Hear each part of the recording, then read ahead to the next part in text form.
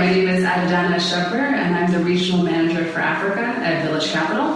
Village Capital is a venture capital firm that finds, trains, and invests in early-stage entrepreneurs, addressing challenges in various sectors, including energy, education, fintech, agriculture, and healthcare. Welcome to the African Tech Roundup, Adedana. Thank you so much for having me. Absolutely. Now, you probably know better than most how much of a hubbub a recent report Village Capital put out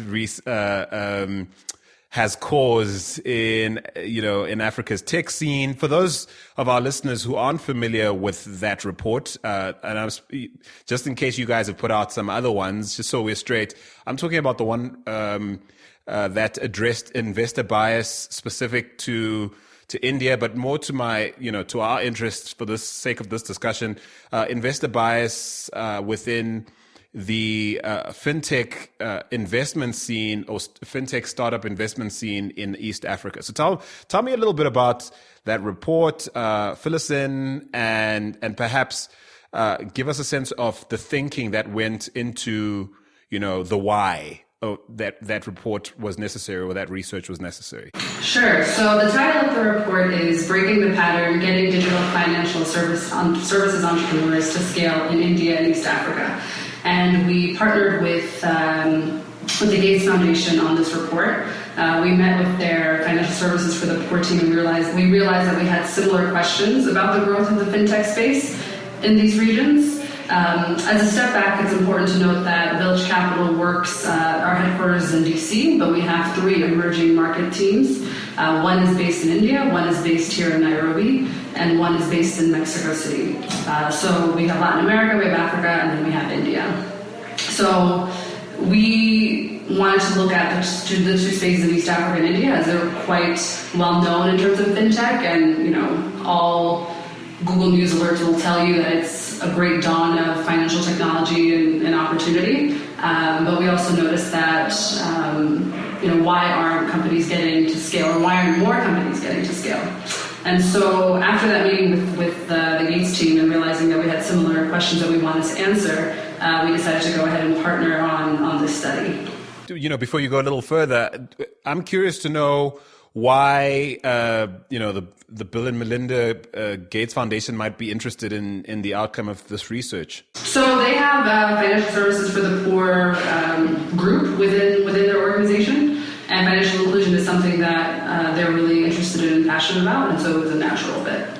So I'm sure going in, you guys had intelligence, or at least data to show or to almost preempt what you thought you'd find. How surprised were you by the findings, and how different were they to what you might have expected to find? So there are probably 2 key statistics that is causing the hubbub that you're referring to, right? And that is that 72% of venture capital funding on the continent in the past 2 years have gone to 3 companies. And then the other figure is 90% of disclosed venture capital money in 2015 and 2016 went to startups with 1 or more European or North American founders. And obviously those are the 2, for background for listeners who maybe didn't read the report or haven't kind of been caught up in all of the online reaction, those are the 2 things that kind of stuck out the most and got tweeted the most and written about the most on various blog posts and discussed, including on your podcast. And so it was great, to hear a discussion about that. But the report really is so much more than that, and it also focuses on solutions and how exactly we address these issues.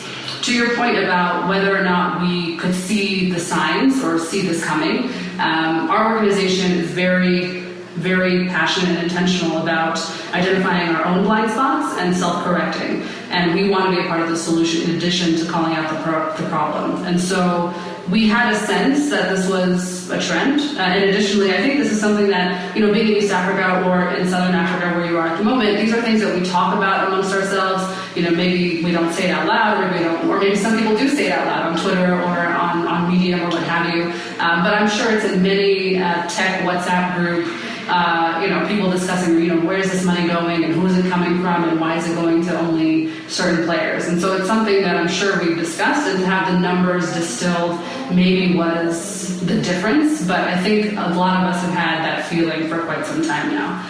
So I'm going to ask you to unpack how a VC like Village Capital might use this information to self-correct. But before we get to that, I want us to put, I would like you, if you could, to put into two buckets the reaction to this research mostly online, but also in conversations you've no doubt had since the report was published. So in one bucket, give me a sense of some of the more constructive feedback, reaction, etc., that you had to this report, and perhaps in another bucket, point out perhaps some less constructive, if not perhaps totally misplaced or misguided reaction. I think we talked internally about, well, first of all, as an organization, we do revenue sharing. We do straight and convertible debt. I think we're really looking for ways to address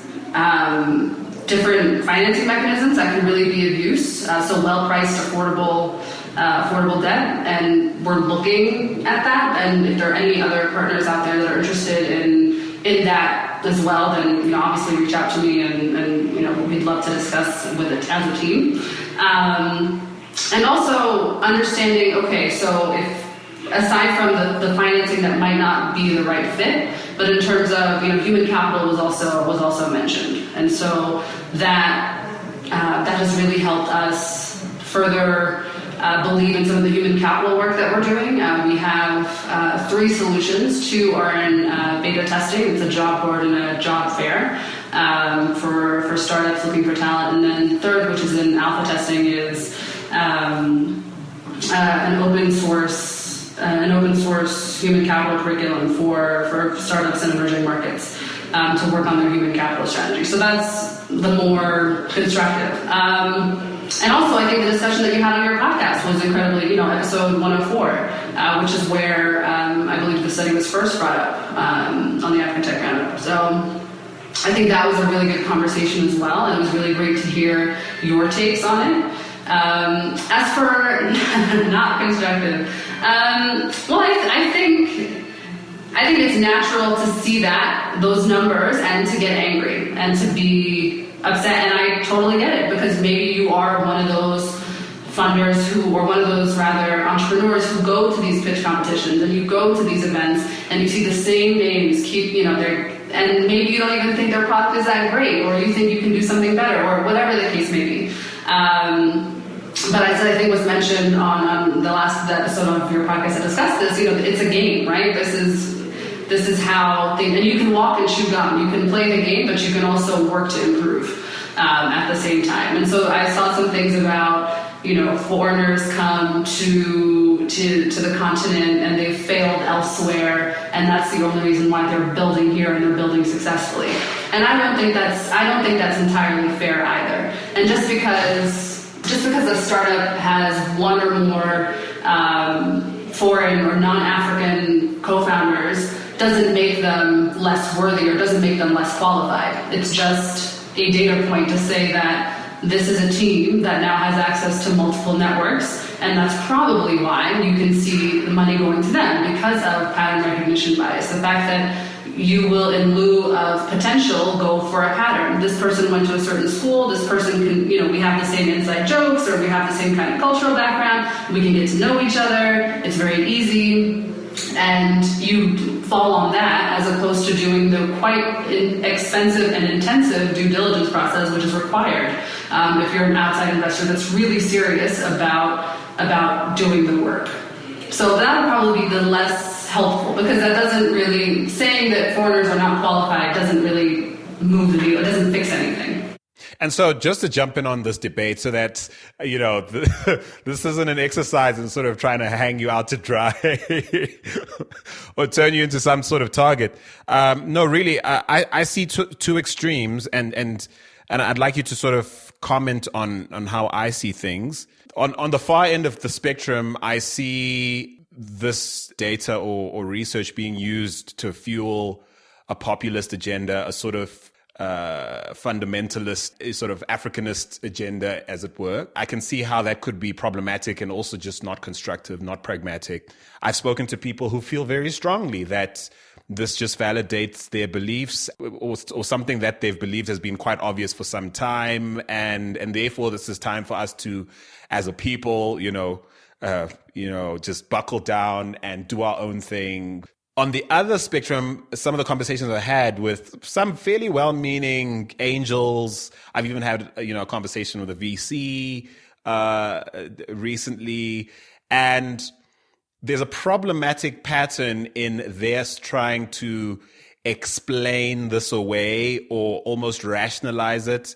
A VC told me recently, I can't blame him for, and it was a him, and he was a white male. Sorry to put him out like that. He was European. Just for context, I think it's important.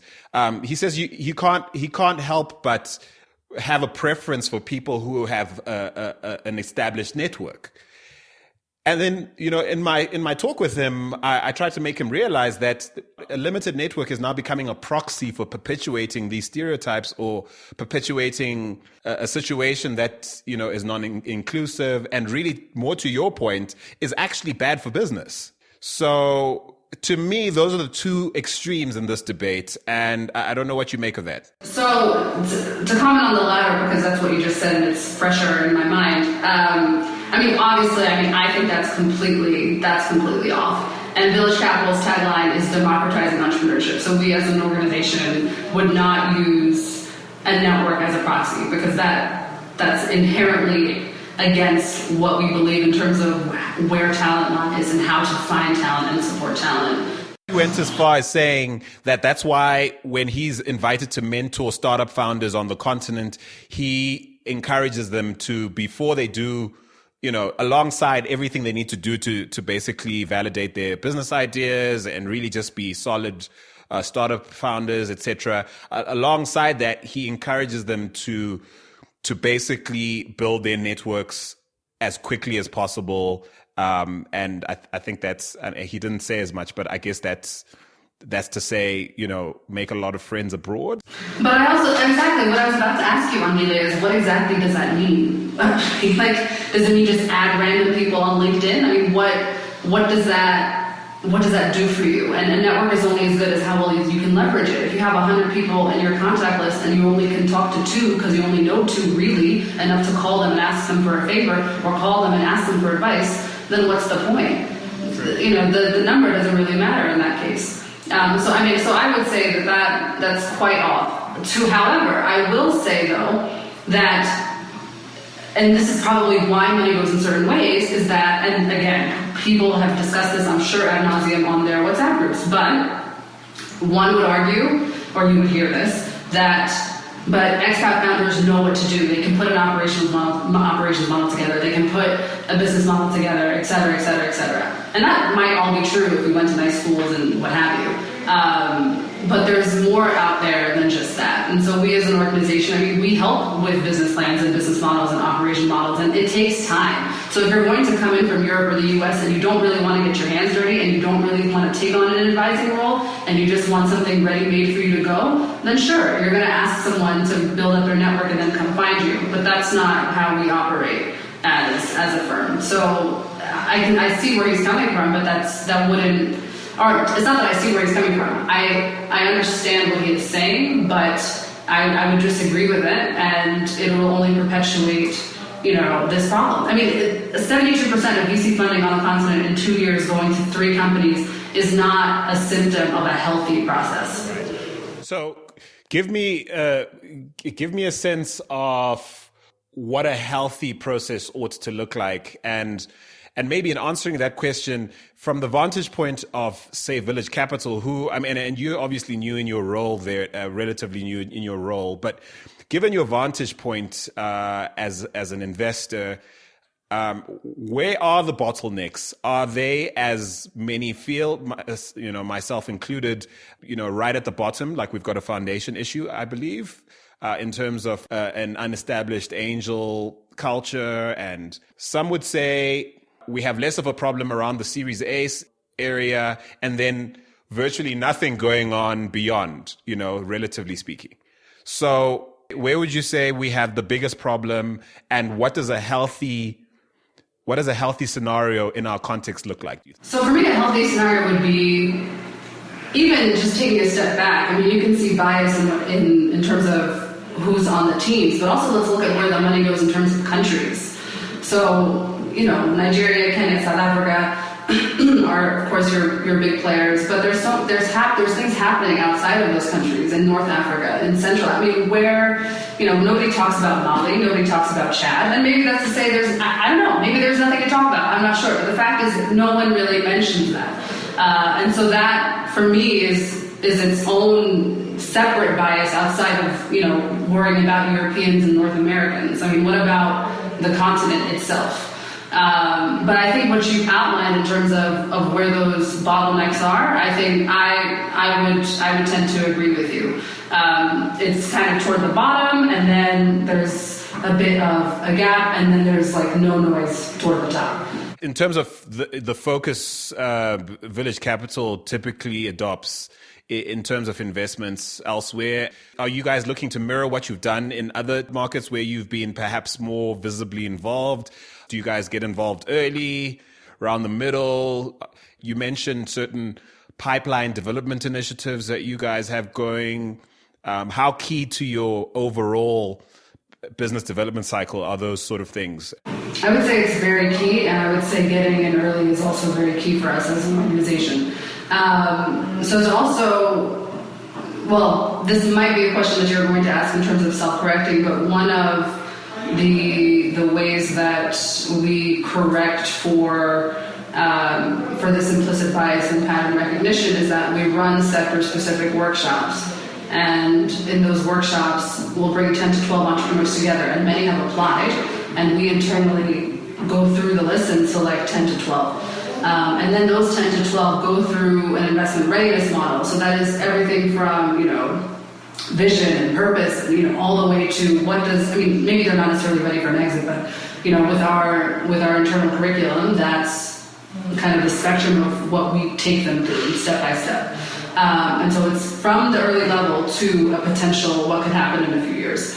And then after the workshop is done, basically this doubles as a due diligence process that the entrepreneurs do on themselves, or for themselves as well, and rating their fellow entrepreneurs. And because it's a sector-specific workshop, every entrepreneur has a very specific, or has an intimate understanding of their work, and can also bounce ideas off of the mentors that are present, and also the folks that are in the room in terms of their fellow entrepreneurs. And then at the end of that workshop, you have the entrepreneurs voting on the top two who will receive investment. So they are choosing. They're effectively, the entrepreneurs are the investment committee. And that's very different, I think, from what you would see in other VCs on the continent, or in fact, it is completely different.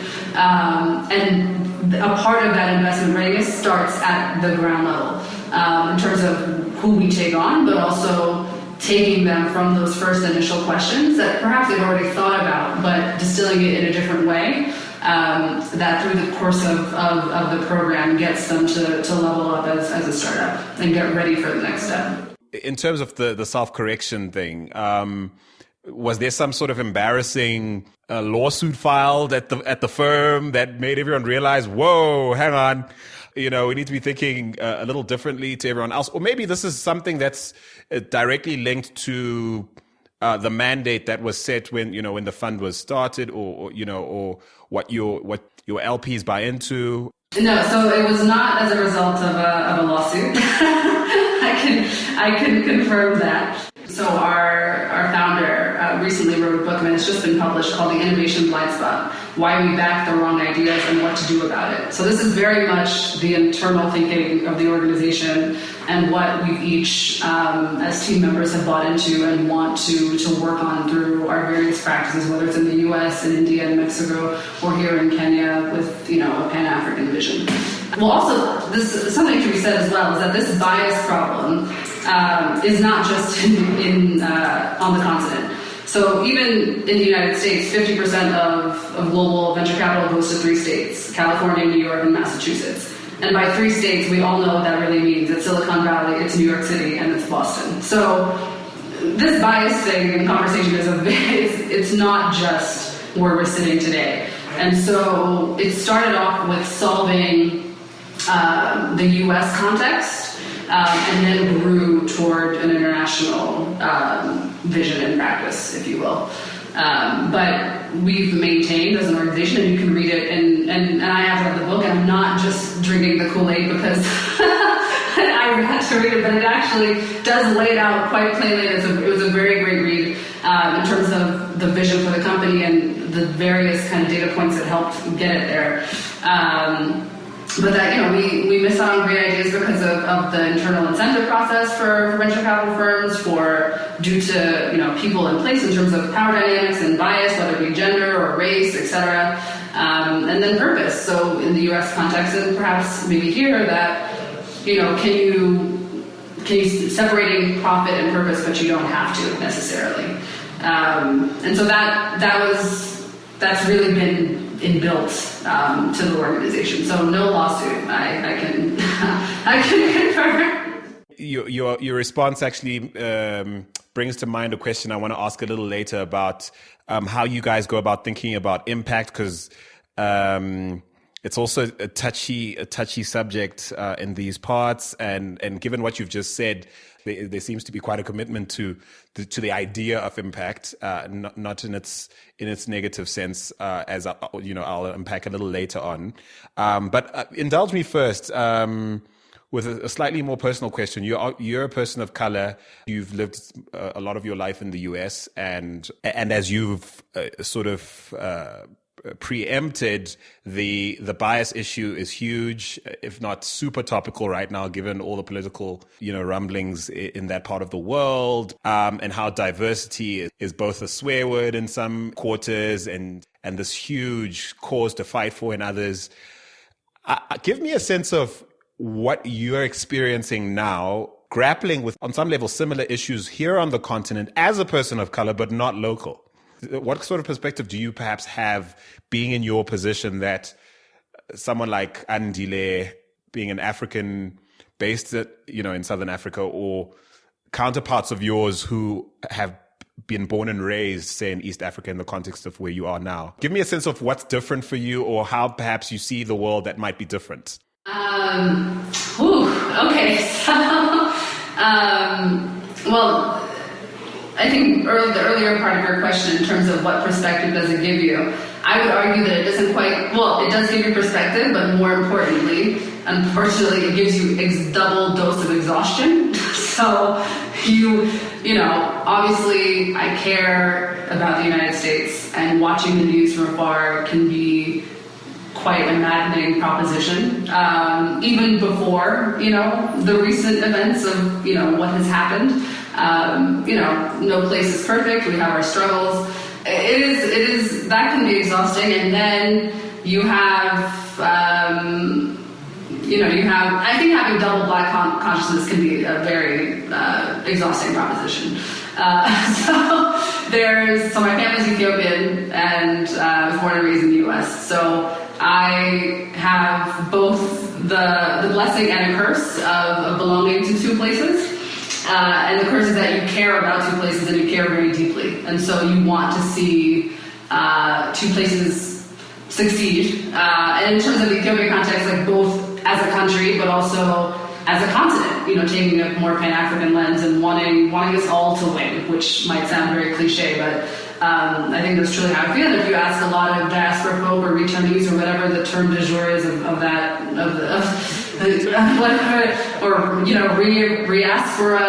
diaspora squared.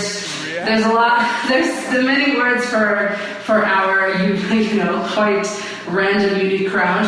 And so yes, I think the exhaustion, although I laugh through it, it is tough. I mean, you see, whether it's scandals here or whether it's scandals in the U.S., we're like, why can't we figure this out? This shouldn't be this complicated.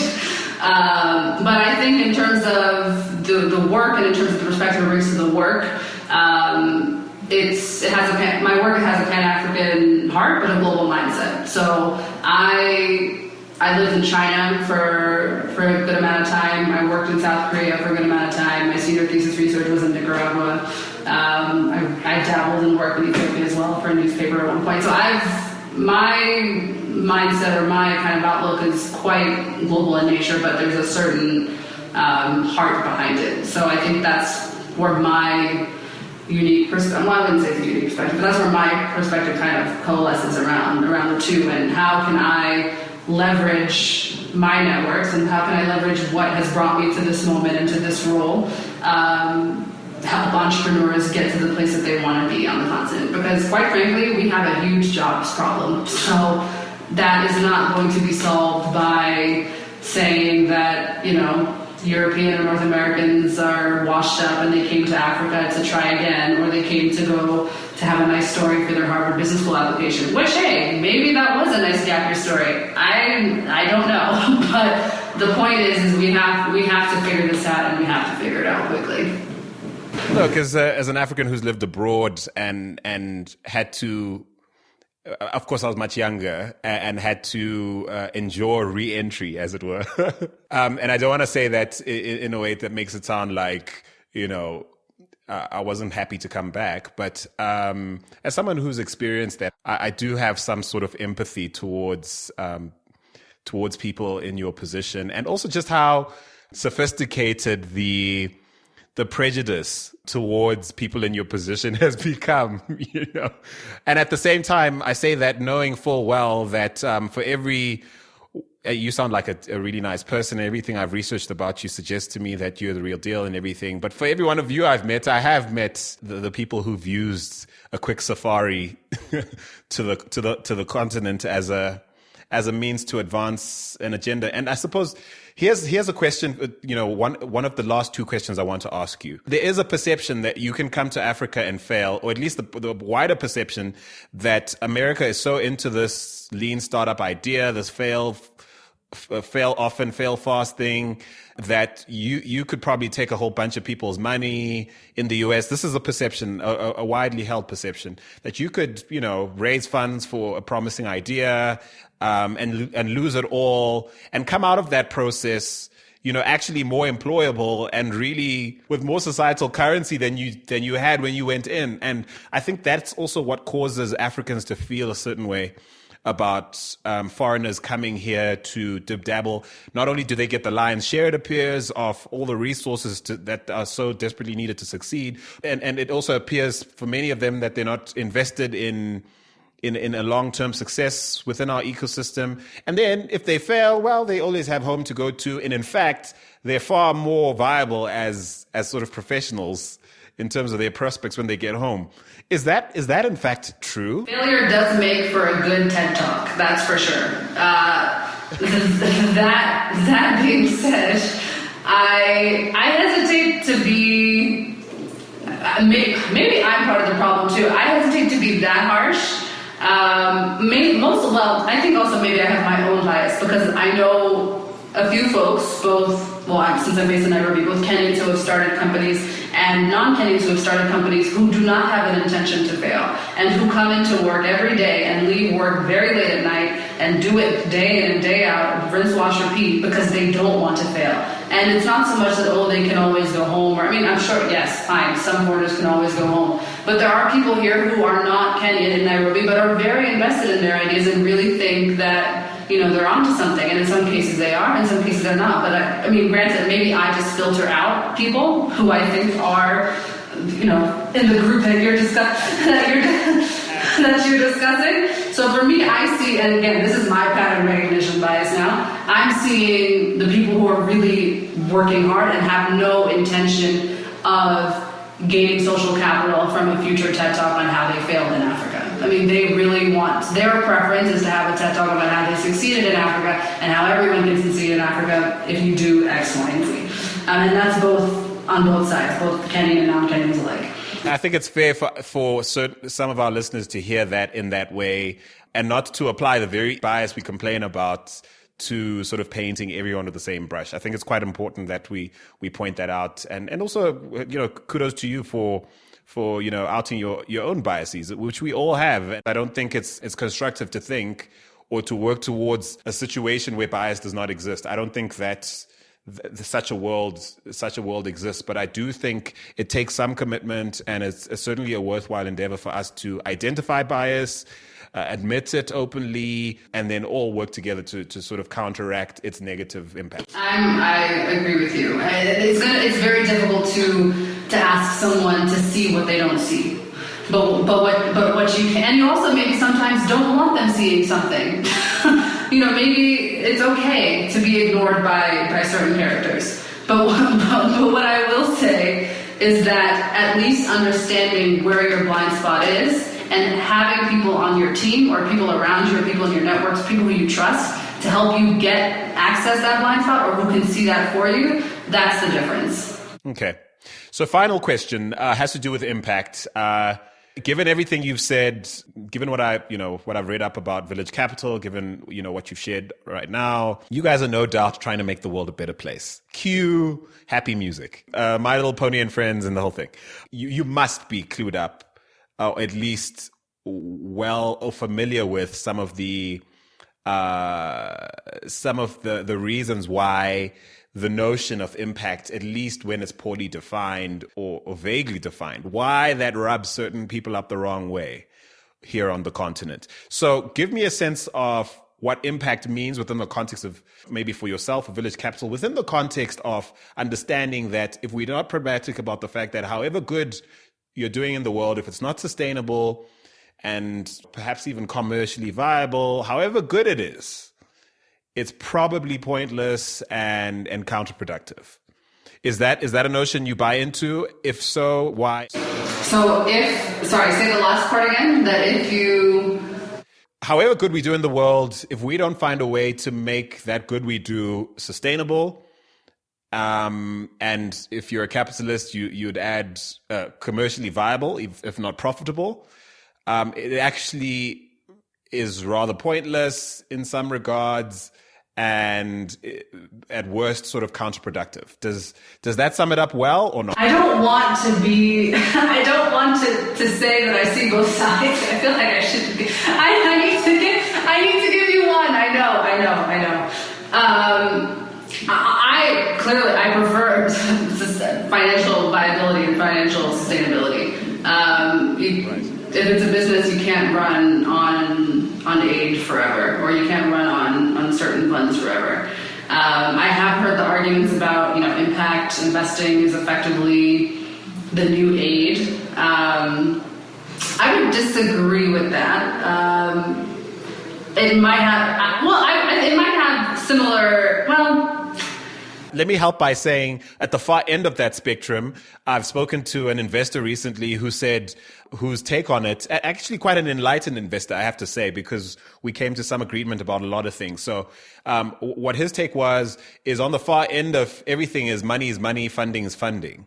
And his take is, when people say that, when they say it's the new, when they make the assertion you just made that, impact investing is the new funding, really their issue is far broader than, the pragmatic issues of finance helping make things happen, right? When people make that assertion, often it's in the context of indirect a punch they're trying to throw at structured the faultiness of structured economics globally, for example, and not necessarily the pragmatic good any money really can do for a sound idea, regardless of who and what it comes from and in what form, whether it's called impact investing, whether it comes in the form of a grant, whether it comes in the form of... So at the far end of that sort of spectrum of appreciating this idea is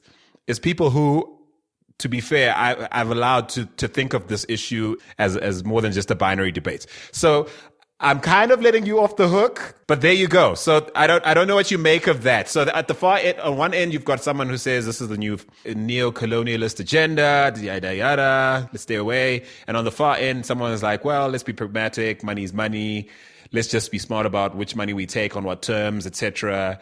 But money's money. Yeah. So I'd like to think that I'm woke. I'd like to think that I'm hip to these things, but I'm gonna dare to say that sometimes I need to take a nap, and I'm gonna take a nap on this one. I think we have some huge challenges, and I think I would not say that we're at the stage of where less is more. I don't think we're there yet. Maybe when we get there, we can start really distilling some of these topics, but at the moment... You're not taking a nap, though. That's a stake in the ground, and I can appreciate where you're coming from. We've got far too much to do to let ideological debates sort of get in the way of too much. Yeah, I'm happy to have... it's not to say that I would shut down conversation when it comes to this and not engage. Not at all. Please, I don't want that to be the takeaway here at all. But what I am saying is that there are many challenges, and not so much even on this continent, but globally, we have a lot of challenges. And so if we can find really good, well-meaning people who are trying to build something great, and if we can support them, and if that happens to be a grant at the outset, or if that happens to be a VC person at the outset, or if it happens to be someone else or an angel or et cetera, then I would take that. I would take that right now. Fair enough. If I wake up from my nap, I'll let you know on another episode. But for now, that's where I am. Hey, anytime you wake, give us a shout. You know where to find us. Even if you literally wake up one morning and shoot off a voice note to include in a show. Adedana Ashebir of Village Capital, based in Nairobi. Yes, sir. Thank you so much for having me. It was fantastic. And yeah, anytime you need the Village Capital take or my take, let me know. I'm happy to wake up and send you a voice note.